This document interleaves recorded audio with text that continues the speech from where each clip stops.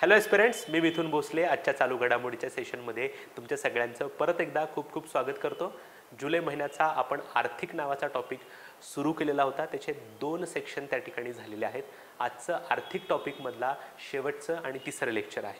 सुरू करूयाचं आपलं interesting lecture, ज्याच्यामध्ये आपण सगळ्या ज्या आहेत त्या संक्षिप्त घडामोडी बघणार आहोत. ओके, वन लाईनरच्या दृष्टीने ज्या महत्त्वाच्या आहेत त्या. ओके, सो पहिली आहे ती म्हणजे हायड्रोजनवर चालणारी देशातली पहिली रेल्वे जी आहे ती सुरू झालेली आहे. जिंद ते सोनीपत नावाचं ठिकाण आहे हरियाणामध्ये. ओके, सो बेसिकली प्रश्न विचारताना आयोग काय विचारेल प्रश्न की हायड्रोजनवर चालणारी देशातली पहिली रेल्वे कुठं सुरू करण्यात आलेली आहे, तर हायड्रोजनवरनं तुम्ही हरियाणा त्या ठिकाणी लक्षात ठेवू शकता. हरियाणामध्ये जिंद ते सोनीपत नावाचं ठिकाण आहे. Okay, yes. नंतर मोठ्या प्रमाणात जे काय PSU आहे त्या PSU मध्ये किंवा सरकारी कार्यालयांमध्ये त्या ठिकाणी ब्राइब्सचं प्रमाण जास्त आहे, लाच घेण्याचं प्रमाण जास्त आहे. सो आपल्या संस्थेमध्ये लाच लुचपत जे आहे किंवा लाच घेण्याचे प्रकार आहे ते कुठेतरी थांबावं म्हणून त्या ठिकाणी एका संस्थेला एक सर्टिफिकेशन मिळालेलं आहे. त्या सर्टिफिकेशनचं नाव आहे लाच लुचपत प्रतिबंधक व्यवस्थापन प्रणाली प्रमाणन. ओके, बेसिकली एवढंच फक्त तुम्ही लक्षात ठेवा, ब्रायबरी आणि सर्टिफिकेशन, ब्रायबरी मॅनेजमेंट सिस्टीम सर्टिफिकेशन प्राप्त झालेली देशातला पहिला सार्वजनिक क्षेत्रातला उपक्रम म्हणजेच PSU कुठला आहे, ONGC, oil and natural gas corporation जी आहे त्याही देशातली पहिली सार्वजनिक उपक्रम त्या ठिकाणी ठरलेला आहे. ओके, नंतर भारतासोबत रुपयामध्ये व्यवहार सुरू करणारा देश बांगलादेश. बांगलादेशचं म्हणणं आहे की आम्हाला डॉलरवरचं अवलंबित्व थोडं कमी करायचं आहे म्हणून आम्ही भारतासोबत डॉलरच्या ऐवजी रुपयामध्ये व्यवहार करू. ओके, नंतर आहे बघा सूक्ष्म लघु आणि मध्यम उद्योग, आपण त्याला MSME असं देखील म्हणतो. Micro small and medium enterprises. ह्यांच्या जे काही तक्रारी आहेत त्या तक्रारींचं निवारण करण्यासाठी केंद्रीय मंत्री नारायण राणे यांनी एक पोर्टल अनावरण केलं आहे. त्याचं नाव आहे चॅम्पियन्स. सो बेसिकली आयोग प्रश्न विचारू शकतो की चॅम्पियन्स नावाचं पोर्टल कुणासाठी आहे, तर ते आहे MSME, मायक्रो स्मॉल आणि मीडियम एंटरप्राइजेस जे आहेत त्यांच्या तक्रारीचं निवारण करण्यासाठी. ओके, नंतर आहे बघा केंद्रीय मत्स्य व्यवसाय, पशुसंवर्धन आणि दुग्ध व्यवसाय मंत्रालयानं एक पोर्टल सुरू केलंय, त्याचं नाव आहे नंदी. ओके, आता हे नंदी पोर्टल कशासाठी आहे, तर जे काही पशु आहेत त्या पशूंसाठी जे काही लसी आणि औषधं तयार केली जातात त्यांना NOC त्या ठिकाणी द्यायचं आहे. NOC म्हणजे काय, no objection certification. Okay, so पशूंची औषधं आणि लसींना ना हरकत प्रमाणपत्र म्हणजे NOC देण्यासाठी नंदी नावाचं पोर्टल केंद्रीय मत्स्य व्यवसाय, पशुसंवर्धन आणि दुग्ध व्यवसाय मंत्रालयानं सुरू केलेलं आहे. नंदीवरनं तुम्ही लक्षात ठेवू शकता की हे पशुसंवर्धन मंत्रालयाचं इनिशिएटिव्ह त्या ठिकाणी आहे. पुरुषोत्तम रूपाला जे ह्या मंत्रालयाचे मंत्री आहेत त्यांनी त्याचं अनावरण केलेलं आहे. ओके, नंतर शेती क्षेत्राचं डिजिटलायझेशन करण्यासाठी एक मोबाईल ॲप्लिकेशन सुरू करण्यात आलेलं आहे. त्याचं नाव आहे रिपोर्ट फिश डिसीज. ओके, जे काय मत्स्य आहेत, मासे आहेत, त्यांना जे काही डिसीजेस वगैरे होतात त्याचा प्रसार वगैरे होत असतो तो कुठेतरी थांबावा म्हणून त्या ठिकाणी रिपोर्ट फिश डिसीज ॲप सुरू करण्यात आलेला आहे. नंतर सुबानशिरी निम्न जलविद्युत प्रकल्प जो आहे तो अरुणाचल आणि आसाम राज्यामध्ये सुरू करण्यात आलेला आहे. 2000 मेगावॅट प्रकल्प क्षमतेचा हा जलविद्युत प्रकल्प त्या ठिकाणी आहे.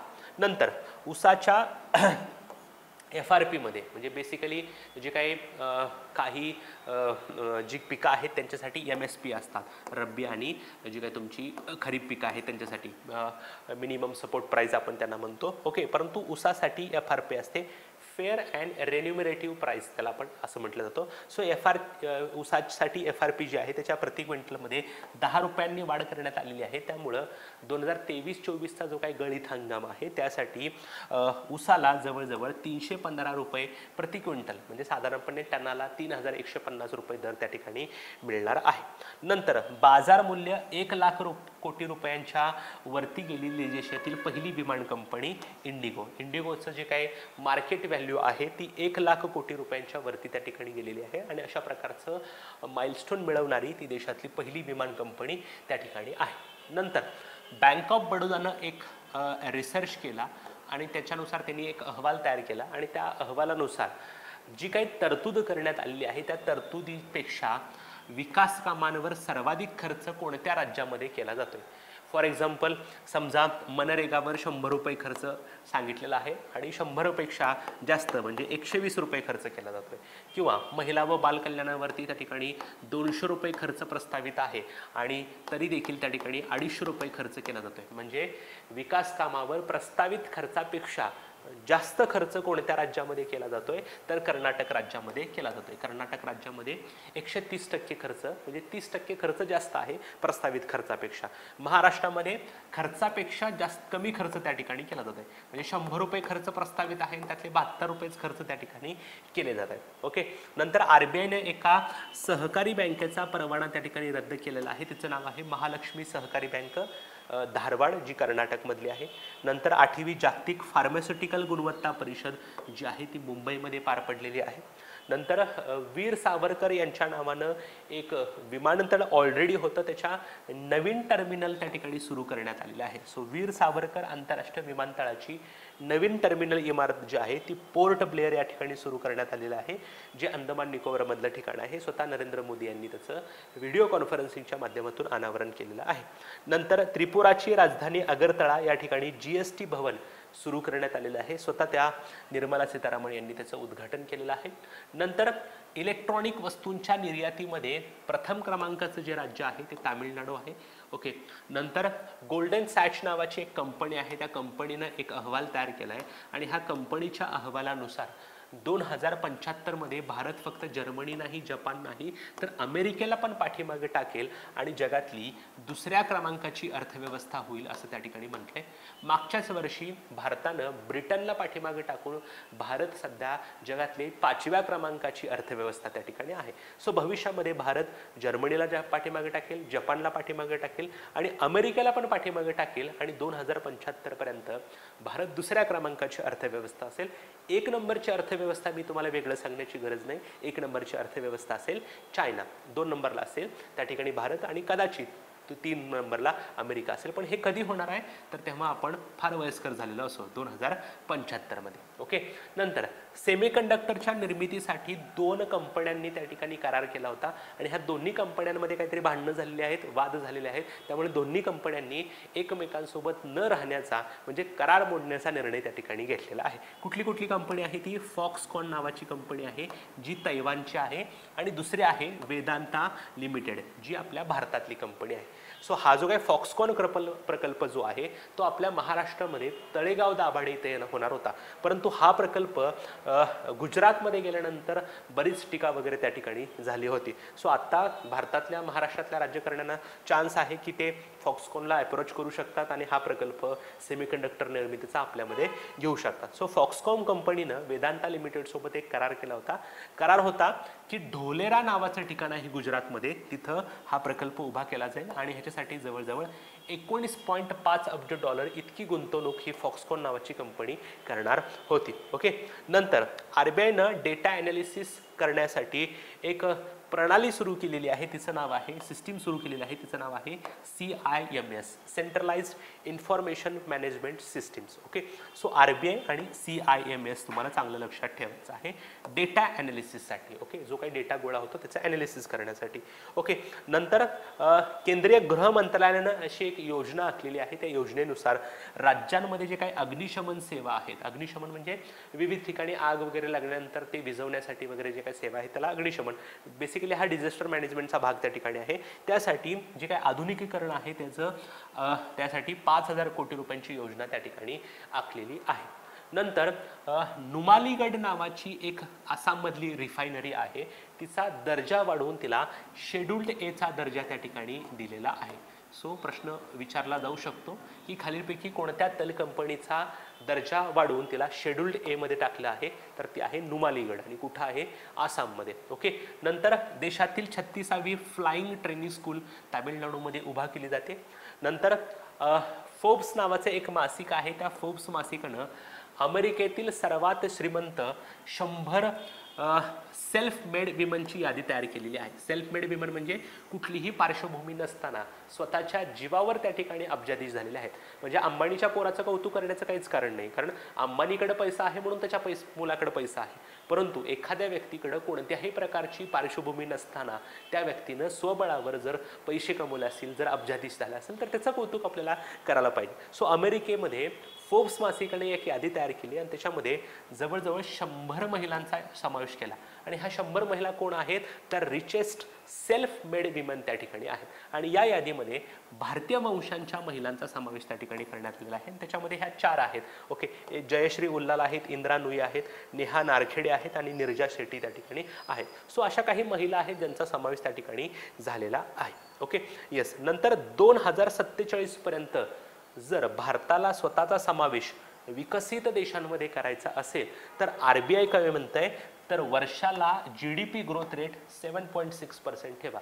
जर प्रतिवर्ष आपण GDPचा ग्रोथ रेट कंटिन्युअसली 7.6% जर ठेवला तर भारत सध्याच्या विकसनशील देशांमधून विकसित त्या ठिकाणी होईल. आणि कधीपर्यंत, 2047 पर्यंत, म्हणजे देशाच्या स्वातंत्र्याच्या 100व्या वर्षापर्यंत. Okay, yes. नंतर नॅशनल कंपनी लॉ ट्रायब्युनल आहे. ओके, या ट्रायब्युनलनं लवासा नावाचं जे काही प्रायव्हेट हिल स्टेशन आहे ते एका कंपनीला देण्याचा निर्णय घेतलेला आहे, डार्विन प्लॅटफॉर्म इन्फ्रास्ट्रक्चर. म्हणजे ही जी काही लवासा हिल स्टेशन आहे ते डार्विन कंपनीला 1.8 हजार कोटी रुपयांना विकायला परमिशन त्या ठिकाणी दिलेली आहे. मध्यंतरी सहारा समूहाकडून मोठ्या प्रमाणात जी काही फसवणूक झालेली होती त्या फसवणुकीसाठी त्या ठिकाणी केंद्रीय मंत्री अमित शहा यांनी एका पोर्टलचं अनावरण केलेलं आहे. त्याचं नाव आहे सहारा रिफंड, ज्याच्या माध्यमातून जे काही ठेवीदार आहे त्यांना 45 दिवसांच्या कालावधीमध्ये आपला पैशाचा दावा त्या ठिकाणी करता येईल. म्हणजे सहारा रिफंड पोर्टल काय आहे, तर सहारा कंपनीमध्ये जे काही गुंतवणूक केलेले लोक आहेत त्यांना 45 दिवसांमध्ये आपला जो काही पैसा आहे त्या पैशाचा दावा त्या ठिकाणी करता येईल. ओके, नंतर उत्तर प्रदेशमध्ये एकाच वेळी 7 हस्तकला उत्पादनांना GI टॅग मिळालेला आहे, म्हणजे जिओग्राफिकल इंडिकेशन टॅग मिळालेला आहे. GI टॅग काय असतं, तर एका विशिष्ट वस्तूची त्या ठिकाणामुळे ओळख असते आणि त्याच्यामुळे मोठ्या प्रमाणात ती गोष्ट प्रसिद्ध त्या ठिकाणी असते. फॉर एक्झाम्पल, कोकणामधला हापूस आंबा असेल, सोलापूरची चादर असेल, नाशिकचे द्राक्ष असतील, जळगावचे केळे असतील, कोल्हापूरची चप्पल असेल, ओके, लासलगावचा कांदा असेल. ओके, सो ही जी गोष्ट आहे त्या विशिष्ट गोष्टीमुळे त्या ठिकाणी प्रसिद्ध आहे. मग समजा एखादा पुण्यातल्या माणसानं सोलापूरचं चादर म्हणून त्या ठिकाणी कुठली तरी वेगळी चादर आणून दिली तर त्या ठिकाणी आपला त्याच्यावरचा ट्रस्ट त्या ठिकाणी जात असतो. म्हणून काही विशिष्ट उत्पादनांना GI टॅग त्या ठिकाणी दिलं जातं. सो एकाच वेळेला उत्तर प्रदेशमधल्या 7 हस्तकला उत्पादनांना GI टॅग मिळालेला आहे. हेमिस नावाचा फेस्टिवल लडाखमध्ये साजरा केला जातो. स्वच्छ सर्वेक्षण 2023 मेरा शहर मेरी पहचान त्या ठिकाणी सुरू झालेला आहे. म्हणजे देशातले जी काही स्वच्छ शहर आहेत त्यांच्यासाठीची ही स्पर्धा त्या ठिकाणी आहे. त्याच्यामुळेच आपल्याला भविष्यात कळणार आहे की देशातलं सर्वात स्वच्छ शहर वगैरे कुठलं आहे. 8वी आवृत्ती त्या ठिकाणी आहे. जगातलं सर्वात मोठं शहरी स्वच्छता सर्वेक्षण आहे. एवढ्या मोठ्या प्रमाणात जगामध्ये कोणत्याच पद्धतीनं शहरांचं स्वच्छतेचं सर्वेक्षण केलं जात नाही. केंद्रीय गृहनिर्माण आणि शहर व्यवहार मंत्रालयाकडून ही अंमलबजावणी त्या ठिकाणी केली जाते. ओके, नंतर टोमॅटो हा एक गहन प्रश्न त्या ठिकाणी झालेला आहे. टोमॅटो अलीकडं स्वयंपाक करणाऱ्या स्त्रियांना सोन्यापेक्षा महाग त्या ठिकाणी वाटावं लागलेलं आहे. आणि सगळ्यात महत्त्वाची गोष्ट, ह्याच्यावरती फार मोठे रील्स किंवा फार मोठे विनोद देखील त्या ठिकाणी होत आहेत. आणि टोमॅटो ही अशी एक पेरिशेबल प्रोडक्ट आहे ॲग्रिकल्चरमधलं, ज्याच्या किमतीमध्ये फार डिफरन्स त्या ठिकाणी असतो. आत्ता 100 रुपये किलो त्या ठिकाणी टोमॅटो मिळत असेल तर पुढच्या 15-20 दिवसामध्ये ते 1 रुपये किलो पण मिळतं. कधी कधी शेतकऱ्यांना ते टाकून देखील द्यावं लागतं. सो टोमॅटोचे जे काही दर आहेत ते कंटिन्युअसली बदलत असतात आणि ह्याचा फटका दोघांना पण बसतो. जर दर कमी झाले तर शेतकऱ्यांना फायदा नाही आहे आणि दर जास्त झाले तर ते ग्राहकांना परवडत नाही. सो अशा वेळेला केंद्रीय ग्राहक व्यवहार मंत्रालयानं एक हॅकॅथॉन सुरू केलेलं आहे, ज्याच्यामध्ये काय केलं जाणार आहे की कशा प्रकारे आपण टोमॅटोच्या किमती रिझनेबल ठेवू शकतो, ज्याच्या माध्यमातून शेतकऱ्यांना पण परवडेल आणि ग्राहकांना पण परवडेल. ओके, सो हे मी जे तोंडी सांगितलेलं आहे तुम्हाला तेच इथं लिहून त्या ठिकाणी आहे. ओके, सो ग्राहकांना परवडणाऱ्या किमतीमध्ये टोमॅटोची उपलब्धता सुनिश्चित करणे आणि टोमॅटो उत्पादकांना उत्पादनाची किंमत मिळवून देणे. सो ग्राहकांना पण योग्य किमतीत टोमॅटो मिळावा आणि शेतकरी जे आहेत, जे टोमॅटो उत्पादक आहेत, त्यांना पण त्याचा व्यवस्थित मानधन मिळावं म्हणून tomato grand hackathon challenge organise केलं होतं केंद्रीय ग्राहक व्यवहार मंत्रालयानं. Okay, yes. नंतर स्टार्टअप G20 शिखर परिषद जी आहे ती हरियाणामधल्या गुरुग्राम या ठिकाणी झालेली होती. नंतर ब्लॉकचेन तंत्रज्ञान वापरून रेल्वेसाठी सुरक्षित सिग्नलिंग प्रणाली विकसित करण्यावर काम करत असलेली संस्था IIT खरगपूर. IIT खरगपूर म्हणते की आम्ही ब्लॉकचेनवर आधारित रेल्वेच्या सुरक्षेसाठी एक सेपरेट सिग्नलिंग प्रणाली सुरू करतोय. कारण मध्यंतरी बालासोर इथं जो काही ॲक्सिडेंट झाला होता त्यासाठी जे काही इंटरलॉकिंग सिग्नल आहे त्याच्यामध्ये प्रॉब्लेम त्या ठिकाणी झाला होता. सो अशी एक सिग्नलिंग व्यवस्था त्या ठिकाणी निर्माण केली जाईल ज्याच्या माध्यमातून रेल्वेचे ॲक्सिडेंट्स रोखले जातील. नंतर दीनदयाळ अंत्योदय योजना आणि राष्ट्रीय ग्रामीण उपजीविका मिशन, त्याला आपण नॅशनल रुरल लिव्हलीहूड मिशन असं देखील म्हणतो, NRLM असं देखील म्हणतो.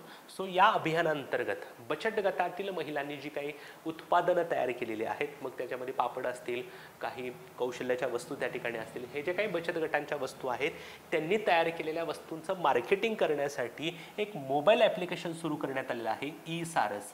ह्या ई-सारसच्या माध्यमातून बचत गटातील महिला त्या आपल्या उत्पादनांचं विपणन करू शकतील. विपणन म्हणजे मार्केटिंग करू शकतील. ह्या ई-सारस मोबाईल ॲप्लिकेशनवरती ह्या महिला बचत गटातल्या महिला ज्या आहेत त्या फोटो टाकू शकतील आणि ग्राहक जे आहेत ते ऑनलाईन पद्धतीने त्यांना मागू शकतील. सो बेसिकली ई-सारस लक्षात ठेवा कशासाठी आहे, बचत गटातील महिलांनी तयार केलेल्या उत्पादनांचं मार्केटिंग करण्यासाठी. ओके, नंतर भारत आणि सिंगापूरचे जे काही भांडवली बाजार आहेत, आपण त्याला स्टॉक मार्केट म्हणतो, त्यांना भारतातला त्यांना जोडणारा पहिला क्रॉस बॉर्डर उपक्रम जो आहे तो गिफ्ट निफ्टी ओके असा त्या ठिकाणी सुरू झालेला आहे. याच्याबद्दल जास्त टेक्निकली सांगताना येणार जास्त. ओके, नंतर टोमॅटोच्या उत्पादनामध्ये घट होण्यास एक रोग कारणीभूत होता, त्याचं नाव होतं टोमॅटो मोझाईक व्हायरस आणि ह्याचा जास्तीत जास्त प्रादुर्भाव हा कर्नाटक महाराष्ट्रामध्ये होता. टोमॅटोची लागवड झाल्यानंतर ह्याचा प्रादुर्भाव सुरू झाला, त्यामुळे टोमॅटोचं उत्पादन कमी झालं. टोमॅटोचं उत्पादन कमी झाल्यामुळं पुरवठ्याच्या प्रमाणात त्याला सप्लाय झाला नाही, त्यामुळं टोमॅटोच्या किमती त्या ठिकाणी वाढलेल्या आहेत. सो टोमॅटोच्या किमती वाढण्यासाठी हे एक महत्त्वाचं कारणीभूत त्या ठिकाणी होता. या व्हायरसमुळे टोमॅटोचं उत्पादन त्या ठिकाणी कमी झालेलं होतं. नंतर रुपयाचं आंतरराष्ट्रीयकरण करण्यासाठी RBIने एक कार्यकारी गट स्थापन केलेला आहे, त्यांचं नाव आहे राधा श्याम राठो. आता रुपयाचं आंतरराष्ट्रीयकरण म्हणजे काय, तर मगाशी आपण बघितलं की बांगलादेशनं आपल्या भारतासोबत रुपयामध्ये व्यवहार करण्याचा निर्णय त्या ठिकाणी घेतलेला आहे. सो रुपयाचं आंतरराष्ट्रीयकरण म्हणजे काय, विविध देश आपल्यासोबत कोणत्याही प्रकारचे आयात निर्यातीचे व्यवहार करत असताना रुपयामध्ये करतील. ओके, सो अलीकडं आंतरराष्ट्रीय स्तरावर जे काही व्यापार होत असतात ते डॉलरमध्ये होत असतात. सो डॉलरला पर्याय म्हणून रुपयामध्ये जे काही व्यवहार केले जातील दुसऱ्या देशांसोबत त्याला आपण रुपयाचं आंतरराष्ट्रीयकरण म्हणतो. ओके, आणि हे आंतरराष्ट्रीयकरण कसं करू शकतो यासाठी RBIनं एक कार्यकारी गट स्थापन केला आहे, त्याचे अध्यक्ष आहेत राधा श्याम राठो. नंतर मनी लॉन्ड्रिंग प्रतिबंध कायद्याअंतर्गत एका महत्त्वाच्या घटकाचा समावेश करण्यात आलेला आहे, ते म्हणजे GST नेटवर्क. GST नेटवर्क जे आहे ते GST नेटवर्क आता मनी लॉन्ड्रिंग प्रिव्हेन्शन ॲक्टमध्ये आहे. याचा अर्थ याच्या अंतर्गत ज्या गोष्टी होतील त्याच्यावर मनी लॉन्ड्रिंगचं लक्ष त्या ठिकाणी असणार आहे. नंतर पंजाब विद्यापीठानं कृषी विद्यापीठातल्या संशोधकांनी गव्हाची एक जात विकसित केलेली आहे, त्याचं नाव आहे PBW RS1. सो तुम्ही P म्हणजे पंजाब किंवा PB म्हणजे पंजाब आणि W म्हणजे व्हीट असं देखील लक्षात ठेवू शकता. ओके, नंतर ओडिशा राज्यानं एक महत्त्वाचा योजना सुरू केलेली आहे, त्याचं नाव आहे अम्मा ओडिशा नवीन ओडिशा. आणि हे कशासाठी आहे तर ग्रामीण भागामध्ये नवीन जे काही पायाभूत सुविधा आहे त्या वाढवण्यासाठी. सो अम्मा म्हणजे काय तर आमची ओडिशा किंवा आमचं ओडिशा नवीन ओडिशा, हे बेसिकली कशासाठी आहे ग्रामीण भागामध्ये पायाभूत सुविधांचं अपग्रेडेशन करण्यासाठी. नंतर 6वी भारत अरब भागीदारी परिषद जी आहे ती नवी दिल्ली या ठिकाणी ऑर्गनाईज करण्यात आली होती. नंतर हे जे काही ट्रक चालक आहे त्या ट्रक चालकांची जी काही ट्रक आहे त्या ट्रकमध्ये 2025 पासून जी काही केबिन आहे ती केबिनमध्ये AC यंत्रणा बसवणं गरजेचं आहे. जर तुम्ही ट्रक्स बघितल्या तर ट्रक्समध्ये जे काही ड्रायव्हर्स असतात त्यांना AC केबिन नसते. स्वतः तुम्ही त्या ठिकाणी बसू शकतात, परंतु कंपनीकडून जेव्हा ट्रक घेतली जाते तेव्हा त्याच्यामध्ये कोणत्याही प्रकारची AC केबिन नसते. सो भविष्यात म्हणजे 1 जानेवारी 2025 पासून ज्या काही ट्रक्स असतील त्या ट्रक्समध्ये जी काही केबिन आहे त्या केबिनमध्ये AC यंत्रणा बसवणं कंपल्सरी त्या ठिकाणी असणार आहे. नंतर G20चे जे काही अर्थमंत्री आहेत आणि सेंट्रल बँकेचे जे काही गव्हर्नर आहेत त्यांची बैठक जी झालेली आहे ती गांधीनगरमध्ये त्या ठिकाणी झालेली आहे. नंतर दक्षिण आशियाचा जो काही रिजन आहे, साऊथ एशियन रिजन आहे, त्याच्यामध्ये कर आणि आर्थिक गुन्ह्यांच्या तपासासाठी प्रायोगिक तत्वावर प्रकल्प सुरू करणारा देश आहे भारत. भारतानं म्हटलंय की जे काही करांच्या संदर्भात आणि आर्थिक गुन्ह्यांच्या संदर्भात जे काही गुन्हे होतात त्यांची तपासणी करण्यासाठी आम्ही एक सेपरेट प्रकल्प स्थापन करतोय. सीतारामन यांनी याची घोषणा केलेली आहे आणि organisation for economic cooperation and development, त्याला OECD नावाची संस्था देखील म्हणतात, ती आपल्याला सहकार्य त्या ठिकाणी करणार आहे. नंतर युवा पर्यटन क्लब सुरू करणारं राज्य आहे अरुणाचल प्रदेश, जिथं अरुणाचल प्रदेशमधले युवक जे आहेत ते युवक आपल्या देशामध्ये कशा पद्धतीने आपण पर्यटन आकर्षित करू शकतो त्यासाठी राज्य सरकारला सूचना देणार आहे. नंतर इलेक्ट्रिक व्हेकल खरेदी करण्याचा अलीकडं ओढा जास्त लोकांचा आहे. काही महाराष्ट्र वगळता अशी राज्य आहे की इलेक्ट्रिक व्हेकल खरेदी केल्यानंतर तुम्हाला त्या ठिकाणी अनुदान पण मिळतं. फॉर एक्झाम्पल तुम्ही 1 लाखाची गाडी जर घेतली असेल तर गव्हर्नमेंट त्या ठिकाणी 5 ते 10,000 रुपयाचं अनुदान देखील त्या ठिकाणी देतं. मग ही अनुदानाची प्रोसेस सोपी व्हावी म्हणून त्या ठिकाणी उत्तर प्रदेशनं एक सेपरेट पोर्टल सुरू केलेलं आहे, ज्याच्या माध्यमातून त्या पोर्टलवर तुम्ही अप्लाय करून तुम्हाला त्या ठिकाणी अनुदान त्या ठिकाणी मिळू शकतं. ओके. नंतर युनिटी मॉल सुरू झालेला आहे दिमापूरला, नागालँडमध्ये. आता हे युनिटी मॉल काय आहे तर 2023-24चा जो काही बजेट होता त्या बजेटमध्ये केंद्र सरकारनं असं सांगितलं की स्थानिक लोकांची जी काही उत्पादनं आहेत ती उत्पादनांचं मार्केटिंग चांगलं व्हावं म्हणून प्रत्येक राज्याच्या महत्त्वाच्या ठिकाणी असे युनिटी मॉल स्थापन केले जातील. सो नागालँड राज्यातले किंवा दिमापूरच्या आजूबाजूला जी काही लोक आहेत ती या मॉलमध्ये येतील आणि आपल्या वस्तू त्या ठिकाणी मांडतील, जेणेकरून तिथल्या लोकांना दर्जेदार उत्पादनं खरेदी करता येतील. अशाच प्रकारचा युनिटी मॉल आपल्या महाराष्ट्रामध्ये मुंबई इथे देखील स्थापन केला जाणार आहे. नंतर केंद्रीय रस्ते वाहतूक मंत्री नितीन गडकरी जे आहे त्यांनी असं मध्ये स्टेटमेंट केलं होतं की भारत हा अमेरिकेनंतर दुसऱ्या क्रमांकाचं राष्ट्रीय महामार्गाचं जाळं असणारा देश आहे. याचा अर्थ अमेरिकेनंतर सर्वात जास्त नॅशनल हायवेचं नेटवर्क कुठं आहे तर आपल्या भारतामध्ये आहे. 1.45 लाखांचं किलोमीटर इतकं जाळं आहे आणि मागच्या 9 वर्षामध्ये म्हणजे 2014 पासून म्हणजे नरेंद्र मोदी यांचं सरकार आल्यापासून या महामार्गांच्या जाळ्यामध्ये 59% वाढ त्या ठिकाणी झालेली आहे. नंतर प्रवासी वाहतुकीसाठी केंद्र सरकारची मंजुरी मिळालेली ईशान्य भारतातील पहिली विमान कंपनी, त्याचं नाव आहे जेटविंग एअरवेज. नंतर नॅनो खतांच्या वापराला प्रोत्साहन देण्यासाठी कृषी ड्रोन्स खरेदी करणारी संस्था आहे इफ्को.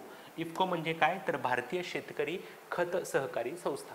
म्हणजे काय तर इथं बेसिकली खताचं ॲप्लिकेशन करण्यासाठी ड्रोनच्या माध्यमातून पिकांवर जे काही खतं आहेत ती फवारली त्या ठिकाणी जातील. ओके. सो ड्रोनचा वापर सगळ्या क्षेत्रामध्ये अलीकडे वाढतो आहे, त्याचंच एक उदाहरण त्या ठिकाणी आपल्याला म्हणता येईल. ओके. नंतर देशातील पहिली एलिव्हेटेड क्रॉस टॅक्सीवे सर्व्हिस त्या ठिकाणी सुरू करण्यात आलेली आहे, इंदिरा गांधी आंतरराष्ट्रीय विमानतळ. म्हणजे काय आहे तर असा एक एलिव्हेटेड म्हणजे काय एखादी गोष्ट जी अशी उंच असते ती. ओके. सो एलिव्हेटेड म्हणजे काय तर असा एक उंच त्या ठिकाणी रस्ता आहे किंवा हा त्या ठिकाणी ट्रॅक आहे, त्या ट्रॅकवरून विमान उडणार आहे आणि त्याच्या खालून त्या ठिकाणी गाड्या वगैरे त्या ठिकाणी जात आहे. Okay. So elevated cross taxiway service कुठं सुरू करण्यात आलेली आहे तर इंदिरा गांधी आंतरराष्ट्रीय विमानतळ नवी दिल्लीमध्ये. नंतर 4 धावपट्टी असलेलं देशातलं पहिलं विमानतळ कुठं आहे ते पण इंदिरा गांधी आंतरराष्ट्रीय विमानतळ नवी दिल्ली इथं आहे. नंतर भारतानं स्वतःची एक डिजिटल करन्सी लॉन्च केलेली आहे, त्याचं नाव आहे CBDC, त्याला आपण म्हणतो सेंट्रल बँक डिजिटल करन्सी.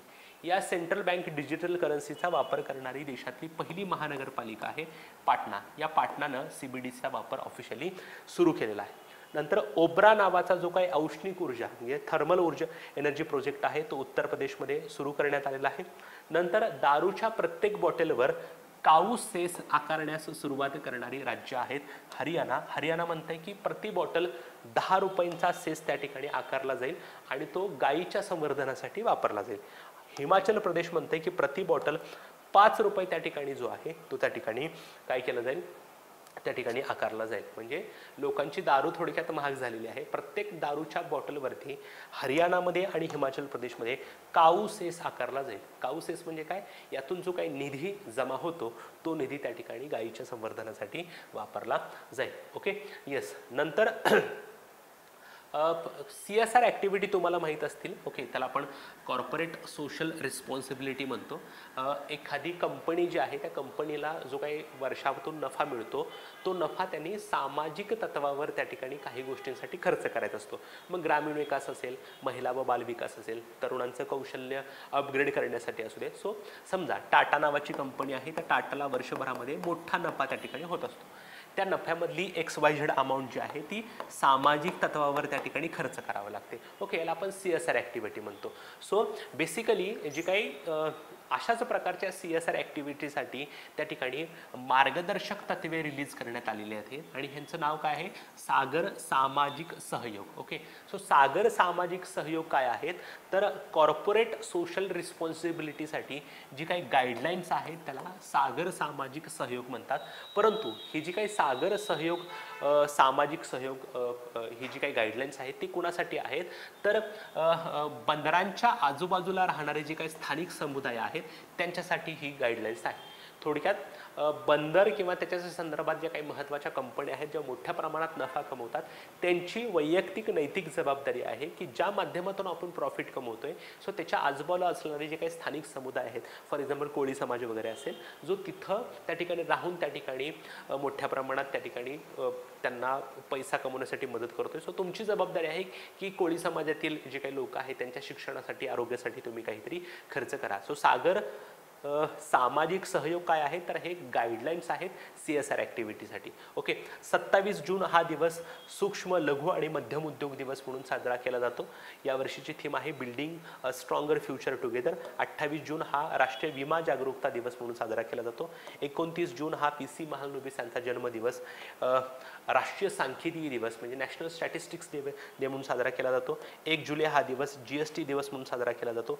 1 जुलै हा दिवस चार्टर्ड अकाउंट दिवस म्हणजे CA दिवस म्हणून साजरा केला जातो. 10 जुलै हा दिवस राष्ट्रीय मत्स्य शेतकरी दिवस म्हणून साजरा केला जातो. 24 जुलै हा दिवस इन्कम टॅक्स डे म्हणून साजरा केला जातो. 15 जुलै हा दिवस एक महत्त्वाचा दिवस आहे कारण ह्या दिवसासाठी भारत सरकारने इनिशिएटिव्ह घेतला होतं युवा कौशल्य दिवस म्हणजे यूथ स्किल डे म्हणून साजरा केला जातो. Skilling teachers, trainers and youth for transformative future अशी यावर्षीची त्याची थीम आहे. Okay, yes. सो नेहमीप्रमाणे आता एकदा आपण क्विक रिव्हिजन करूयात. बऱ्याच वन लाईनर आपण त्या ठिकाणी बघितलेल्या आहेत. त्यातल्या अतिशय महत्त्वाच्या ज्या काही वन लाईनर आहेत, वन लाईनर ज्या आहेत त्याच्याशी मी त्या डिस्कस तुमच्याशी करणार आहे. ओके, सो हरियाणामध्ये हायड्रोजनवर चालणारी देशातली पहिली रेल्वे सुरू झालेली आहे. लाचलुचपत प्रतिबंधक व्यवस्थापन प्रणाली प्रमाणन प्राप्त करणारा देशातला पहिला PSU आहे ONGC. बांगलादेशनं भारतासोबत रुपयामध्ये व्यवहार करण्याचा निर्णय घेतलेला आहे. MSMEसाठी चॅम्पियन्स नावाचं पोर्टल त्या ठिकाणी सुरू करण्यात आलेलं आहे. जे काही पशु आहेत त्यांची औषधं आणि लसी आहे त्यांच्यासाठी NOCसाठी नंदी नावाचं पोर्टल सुरू करण्यात आलेलं आहे. ओके, सुबानसिरी नावाचा प्रकल्प अरुणाचल प्रदेश आणि आसाममध्ये आहे. ऊसाच्या FRP मध्ये 10 रुपयांची वाढ करण्यात आलेली आहे. त्यामुळे प्रति क्विंटल ऊसाला 315 रुपये भाव त्या ठिकाणी मिळणार आहे. ओके, 1 लाख कोटी रुपयांच्या वरती मार्केट व्हॅल्यू गेलेली देशातली पहिली विमान कंपनी आहे इंडिगो. ओके, नंतर RBIनं महालक्ष्मी सहकारी बँकेचा परवाना त्या ठिकाणी रद्द केलेला आहे. 8वी जागतिक फार्मास्युटिकल गुणवत्ता परिषद जी आहे ती मुंबईमध्ये पार पडलेली आहे. आगरतळा या ठिकाणी GST भवन सुरू करण्यात आलेलं आहे. गोल्डमॅन सॅच नावाचा एक कंपनी आहे, त्या कंपनीचा अहवाल असं सांगतोय की 2075 पर्यंत भारत, जपान, जर्मनी आणि अमेरिकेला मागे टाकून जगातली दुसऱ्या क्रमांकाची सर्वात मोठी अर्थव्यवस्था होईल. फॉक्सकॉन आणि वेदांता कंपनीचं थोडं बिघडलेलं आहे. या दोन्ही कंपनीने एकमेकांसोबत करार त्या ठिकाणी तोडलेला आहे. हा सेमीकंडक्टर निर्मितीचा प्रकल्प त्या ठिकाणी होता. नंतर अग्निशमन सेवांचा विस्तार आणि त्याचं आधुनिकीकरण करण्यासाठी केंद्रीय गृह मंत्रालयानं 5000 कोटी रुपयांची योजना त्या ठिकाणी आखलेली आहे. नुमालीगड नावाची एक रिफायनरी आहे, त्याला शेड्यूल A चा दर्जा त्या ठिकाणी दिलेला आहे. नंतर फोर्ब्स मासिकानं अमेरिकेतल्या सर्वात श्रीमंत 100 स्वनिर्मित महिलांची यादी तयार केली. त्याच्यामध्ये 4 भारतीय महिलांचा त्या ठिकाणी समावेश आहे. ओके. नंतर लवासा हिल स्टेशनची विक्री डार्विन प्लॅटफॉर्म इन्फ्रास्ट्रक्चरला विक्री करण्याचा नॅशनल कंपनी लॉ ट्रायब्युनलने निर्णय घेतलेला आहे. ओके. सहारा रिफंड नावाचं एक पोर्टल सुरू करण्यात आलेलं आहे, जिथं सहारा समूहाच्या 10 कोटी ठेवीदारांना पुढच्या 45 दिवसांमध्ये आपल्या पैशाचा दावा त्या ठिकाणी करता येईल. ओके. हेमिस फेस्टिवल लडाखमध्ये साजरा केला जातो. स्वच्छ सर्वेक्षण हे जगातलं सर्वात मोठं शहराचं स्वच्छता सर्वेक्षण आहे ते सुरू त्या ठिकाणी झालेलं आहे. Okay. Tomato grand challenge hackathon जे आहे ते ग्राहक व्यवहार मंत्रालयाने सुरू केलं होतं. स्टार्टअप 20 शिखर परिषद गुरुग्राम या ठिकाणी झालेली होती. ओके. ई सारस नावाचं एक मोबाईल ॲप्लिकेशन आहे ते सुरू झालेलं आहे. त्याचा उद्देश काय आहे तर बचत गटातील महिलांनी तयार केलेले जे काही प्रोडक्ट्स आहेत त्याचं मार्केटिंग त्यांना त्या ठिकाणी करायचं आहे. नंतर रुपयाचं आंतरराष्ट्रीयकरण करण्यासाठी RBIने एक कार्यकारी गट स्थापन केला. त्याचे प्रमुख आहेत राधाश्याम राठोड. नंतर GST नेटवर्कचा समावेश मनी लॉन्ड्रिंग प्रतिबंधक कायद्याअंतर्गत करण्यात आलेला आहे. नंतर अम्मा ओडिशा नवीन ओडिशा नावाची योजना ओडिशा सरकारनं सुरू केलेली आहे ग्रामीण भागातल्या पायाभूत सुविधांचं अपग्रेडेशन करण्यासाठी. 1 जानेवारी 2025 पासून ट्रकच्या AC केबिन असणं कंपल्सरी असणार आहे. 6वी भारत अरब भागीदारी परिषद नवी दिल्लीमध्ये पार पडलेली होती. ओके. नंतर युवा पर्यटन क्लब अरुणाचल प्रदेशनं सुरू केलेला आहे. ओके. युनिटी मॉल दिमापूरमध्ये सुरू झालेला आहे. नंतर जेटविंग एअरवेज नावाची कंपनी आहे जी ईशान्य भारतातील पहिली कंपनी आहे जिला प्रवासी वाहतुकीचा परवाना त्या ठिकाणी मिळालेला आहे. इफ्कोनं कृषी ड्रोन्स खरेदी केलेले आहेत नॅनो खतांचा वापराला प्रोत्साहन देण्यासाठी. नंतर देशातील पहिली एलिव्हेटेड क्रॉस टॅक्सीवे सर्व्हिस जी आहे ती इंदिरा गांधी आंतरराष्ट्रीय विमानतळावर सुरू केलेली आहे. 4 धावपट्टी असलेले विमानतळ देखील हेच त्या ठिकाणी आहे. CBDCचा वापर करणारी देशातली पहिली महानगरपालिका पाटणा ठरलेली आहे. ओबरा औष्णिक ऊर्जा प्रकल्प उत्तर प्रदेशमध्ये आहे. हरियाणा आणि हिमाचल प्रदेश या 2 राज्यांना दारूच्या प्रत्येक बॉटलवर काऊ सेस आकारण्याचा निर्णय त्या ठिकाणी घेतलेला आहे. ओके. नंतर 27 जून हा जागतिक सूक्ष्म लघु आणि मध्यम उद्योग दिवस म्हणजे ग्लोबल MSME दिवस म्हणून साजरा केला जातो. 29 जून राष्ट्रीय सांख्यिकी दिवस आहे. 1 जुलै GST दिवस त्या ठिकाणी आहे. 24 जुलै त्या ठिकाणी आयकर दिवस आहे आणि 15 जुलै हा दिवस जागतिक युवा कौशल्य दिवस म्हणून त्या ठिकाणी साजरा केला जातो. ओके. सो आजच्यासाठी आपण इथंच थांबतोय मित्रांनो. परत भेटूयात नवीन चालू घडामोडी आणि नवीन संकल्पनासहित. तोपर्यंत धन्यवाद.